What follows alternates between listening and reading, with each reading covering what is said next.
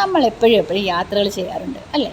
അതുപോലെ തന്നെ ഞാൻ പല പല കുഞ്ഞു കുഞ്ഞു യാത്രകളൊക്കെ ചെയ്യുന്നതാണ്. നമ്മൾ പോകുന്നത് ആകെ ഒരു സ്ഥലത്തിൽ നിന്നും വേറെ 100 മീറ്റർ മാറി അപ്പുറത്തോട്ടൊക്കെ വരും. പക്ഷേ ഞാൻ ആദ്യമായിട്ട് ഒരു ഫ്ലൈറ്റ് യാത്ര ചെയ്യാൻ പോകും. അപ്പം ഞാൻ ഒത്തിരി ഹാപ്പിയാണ്. അപ്പോൾ അതിന് മുൻപ് ഞാൻ കുറേ ഫോട്ടോസൊക്കെ ആഡ് ചെയ്തിട്ടുണ്ട്, എൻ്റെ ഫ്രണ്ടിൽ നിന്നുള്ള വ്യൂ ഒക്കെ. അത് കഴിഞ്ഞിട്ട് കയറിയപ്പോൾ തന്നെ എനിക്ക് വിൻഡോ സീറ്റാണ് കിട്ടിയത്.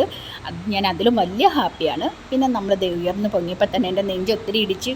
പിന്നെ അപ്പുറത്തും ഇപ്പുറത്തും പ്രായമുള്ള ആൾക്കാർ അവർ ഛർദ്ദിക്കുന്ന പോലൊക്കെ തോന്നി, സൗണ്ടൊക്കെ കേൾക്കുന്നുണ്ട്. ആ ഭാഗത്തേട്ടേ ഞാൻ മൈൻഡ് ചെയ്തിട്ടുണ്ടെങ്കിൽ ഞാൻ ആകെ പിന്നെ ഇതായി പോകും.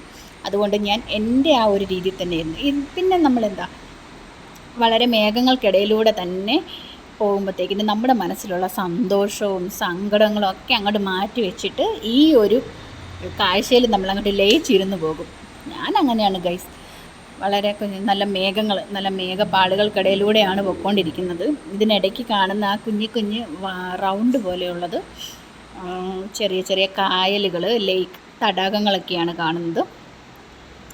പിന്നെന്താ പറയുക, നല്ലൊരു ഹാപ്പി ആയിട്ടുള്ളൊരു ജേണിയാണ്. പിന്നെ ഒത്തിരി പേടിയോടുകൂടിയായിരുന്നു. കാരണം കുറേ ചെന്ന് കഴിഞ്ഞപ്പോഴത്തേക്കിനും മേഘങ്ങൾക്കിടയിൽ ഗർത്തം ഉണ്ടായിട്ട് കുറേ നേരം അവിടെ സ്റ്റോപ്പ് ചെയ്തായിരുന്നു. അപ്പോഴത്തേക്കിനും നമ്മുടെ നെഞ്ച് കടന്ന് ഇടിക്കുമായിരുന്നു ഗൈസ്. ഞാൻ വിചാരിച്ച് എന്ത് ദൈവമേ എന്തൊക്കെയോ വരാൻ പോകണമെന്ന്.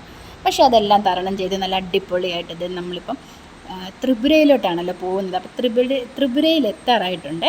അതിന് മുൻപായിട്ട് കണ്ടത് ത്രിപുര എന്ന് പറയുന്നത് ഒരു കുഞ്ഞ് സംസ്ഥാനമാണ്. അവിടെ കൂടുതലും വീടുകളെക്കാളും കൂടുതലും മരങ്ങളാണ്. ഈ മരങ്ങളെല്ലാം വെട്ടിത്തെളിച്ചിട്ട് അവർ ഒരു ഗ്രാമം അല്ലെങ്കിൽ വീടുകൾ അങ്ങനെയൊക്കെ വരുന്നേ ഉള്ളൂ.